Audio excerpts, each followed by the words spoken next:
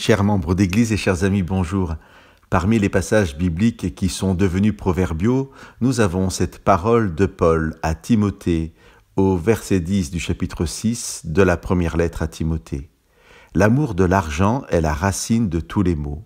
Car, dit Paul, ceux qui sont décidés à devenir riches tombent dans l'épreuve, dans un piège et dans beaucoup de désirs stupides et pernicieux qui plongent les gens dans la destruction et la perdition.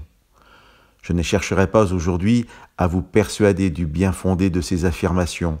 Chacun est en mesure d'évaluer, au regard de sa propre vie et de sa sensibilité, la pertinence de ces passages.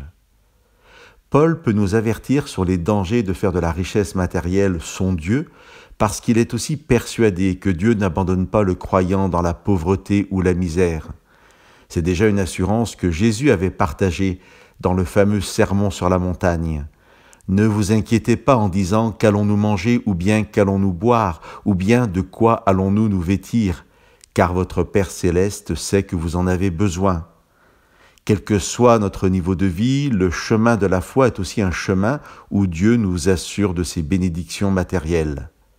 Ce qui m'intéresse principalement aujourd'hui, ce sont les véritables richesses que Paul nous invite à rechercher et à acquérir.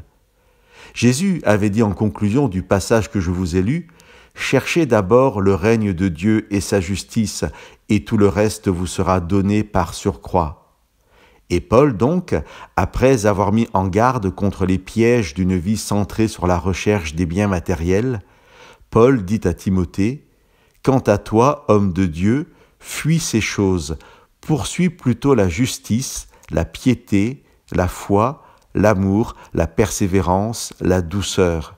Mène le beau combat de la foi, saisis la vie éternelle à laquelle tu as été appelé. » Chers amis, lorsque nous lisons de telles invitations, rappelons-nous cette vérité que je vous ai partagée dans l'émission 215. Dieu est celui qui accomplit en nous ce qu'il nous propose de vivre. Je vous laisse avec ce verset du chapitre 6 de la première lettre de Paul aux Thessaloniciens. Celui qui vous appelle est digne de confiance, c'est lui qui le fera. Inscrivons-nous dans cette recherche du beau combat de la foi, de cette vie éternelle à laquelle nous avons été appelés. Dieu nous l'a préparée pour nous. Que Dieu vous bénisse.